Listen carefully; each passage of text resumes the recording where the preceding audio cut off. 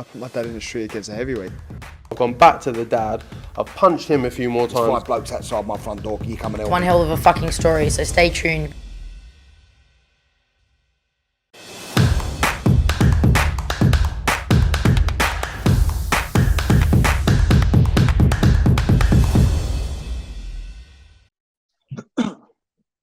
This is Colin McGuigan for IFL TV, proudly sponsored by Everlast. I'm joined today by the one and only Mr. KALLE SAUERLAND. KALLE, how's things? I'm very well. I think this is our first one, Cobb, so I'm looking forward to it. It is our first one, mate. First of many, actually. Coogan's off in the Bahamas somewhere, tanning himself, drinking pina coladas, no doubt. So He is actually in the Bahamas, so that was a good guess, you know. Yeah, I'm sure he is. He's loving life, but yeah, Coogan is loving life. So pass him my best.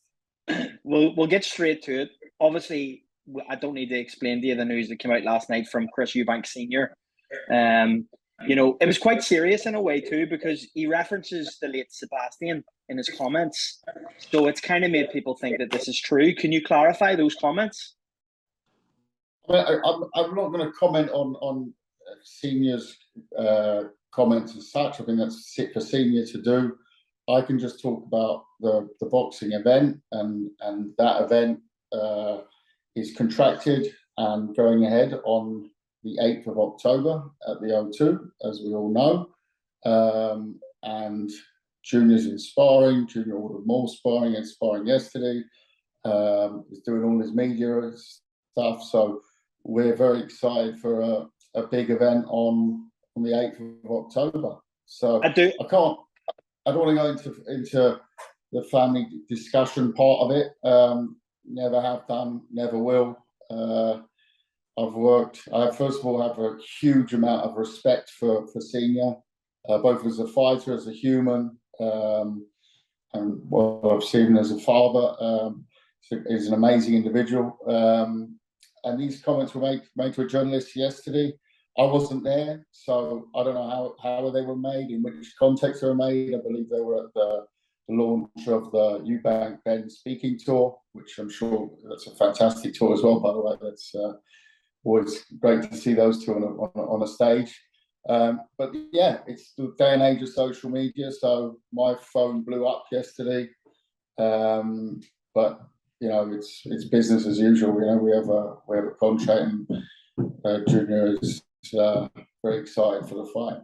I do have to ask, obviously, with it being at 157, is there a possibility that this is either one, to get rid of the rehydration clause, or two, to get it to 160?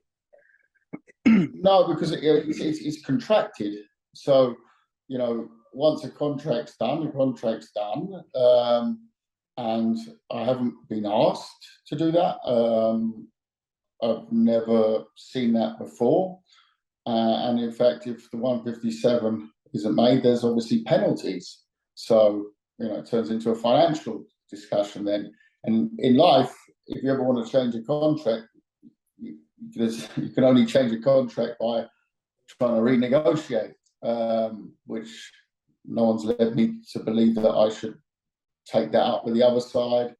Don't forget, it was a relatively long negotiation period, and the weight was dealt with very early on in that negotiation. So it wasn't the weight that was the hold up, it was other things. So can you categorically say that this fight goes ahead and there's nothing stopping it at this present time?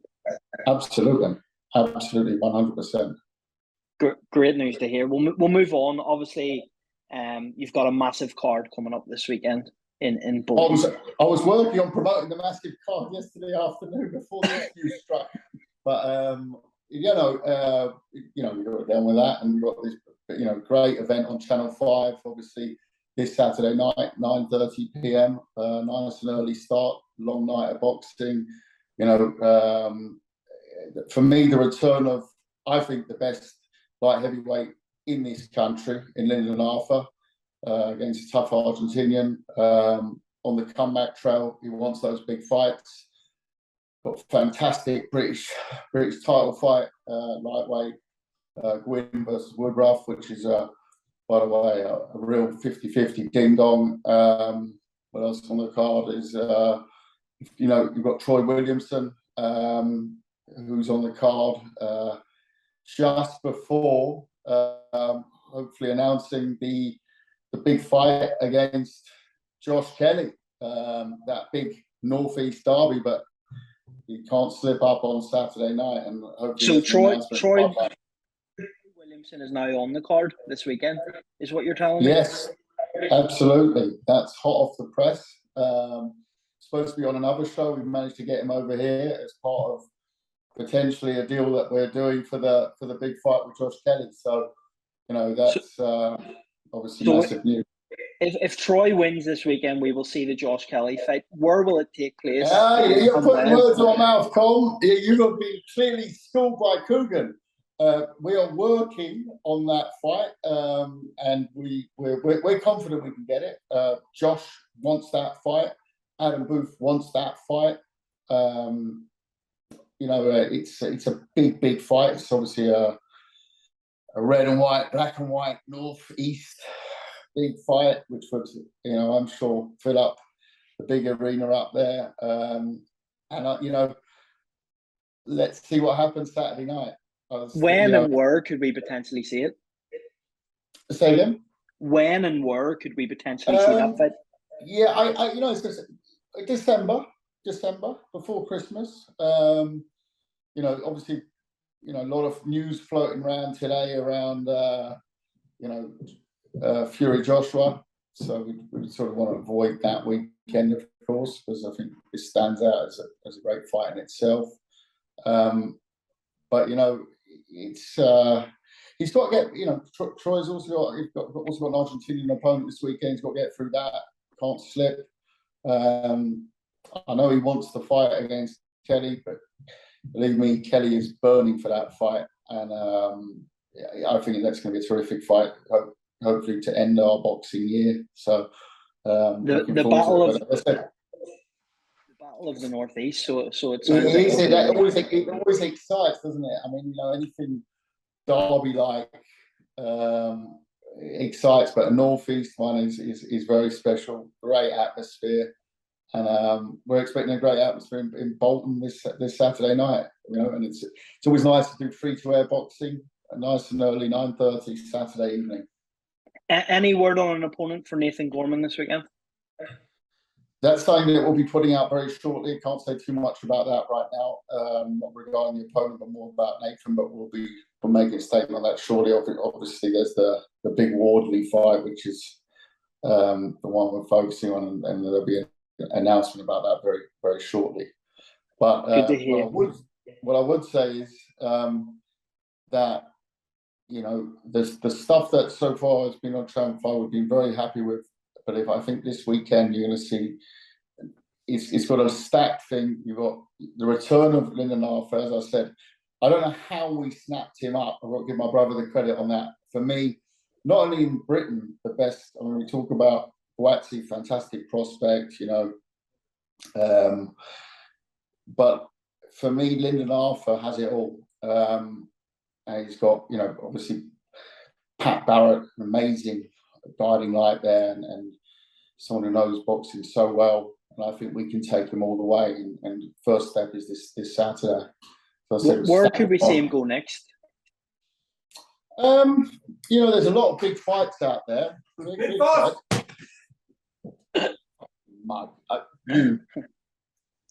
No wonder you're in the reserves.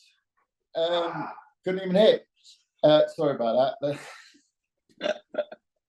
Absolute bozo. Who was that, Kalle? I'm not going to say who that was. You take them. Did I flinch? Oh, you did big time. We're going to have to clip that. Yeah, don't worry. Where do I think he can go? All the way.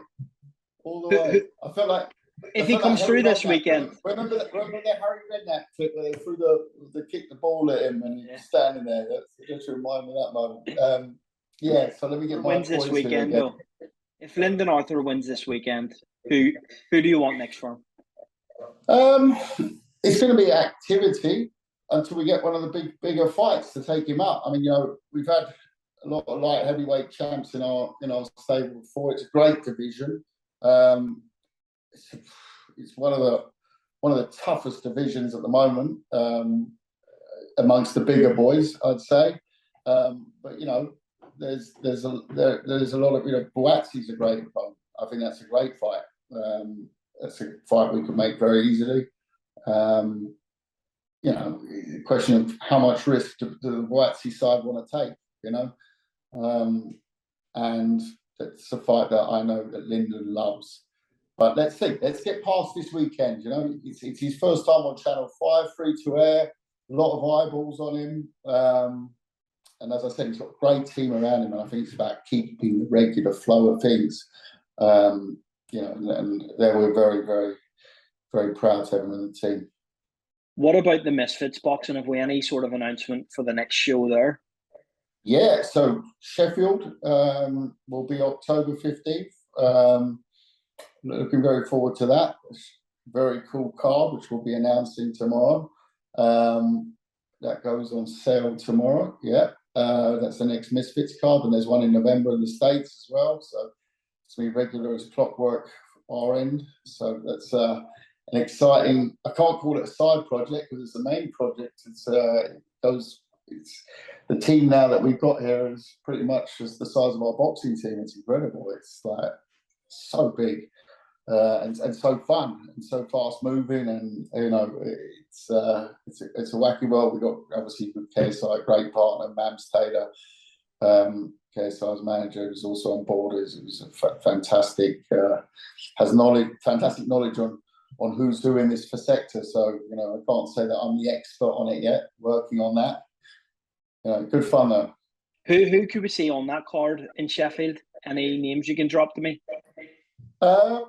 You'll see a couple from the London show, you know, but I don't want to give away too much. Let's do another piece on that later in the week because there's a lot of storylines there. I'll tell you one thing: there is our first female fight for the Misfits on there, and it's an absolute cracker.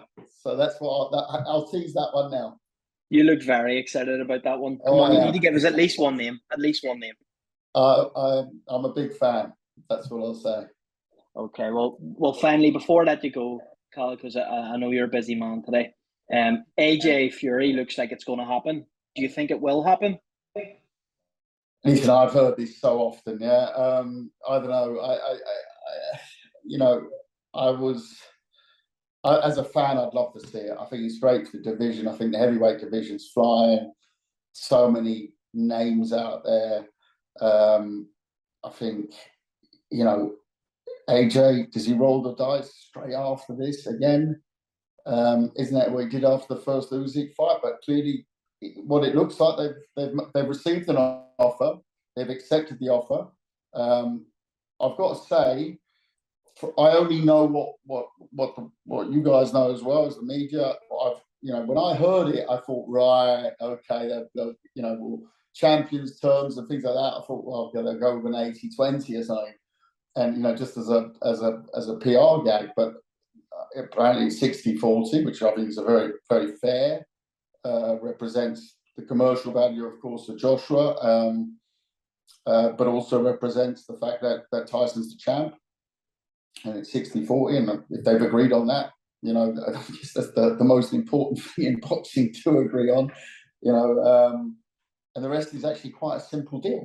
So, you know, what could go wrong from here? Well, normally I'd say it seems bang on.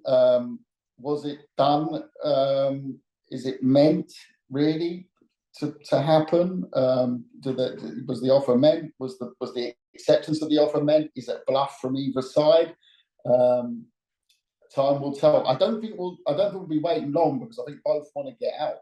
So that's the interesting part here. It's not like we're going to be playing a big waiting game and it's going to be weeks because for such a big fight, even if you're talking December, you've got to get out pretty soon. And also, I'm sure Tyson will want to get out. Let's say this isn't going to happen, then he's going to have to do something else. And the same for AJ. So, you know, they both seem to want to box again this year. So, I mean, I hope it happens for the sport. It would be fantastic, you know, if we at that in this year as well. On top of EUBANK-BENN, I think this will be a cracking year from a British boxing point of view. I mean, imagine that. Well, Kalle, look, thanks a million for your time today. We'll do this again very soon because I do want to press you on that Misfits card. So I'll drop you a text and we'll do it again. Later in the week. Thank you again for your time, Kalle. I really, really appreciate it, mate. Have a Thanks, good one. Tom.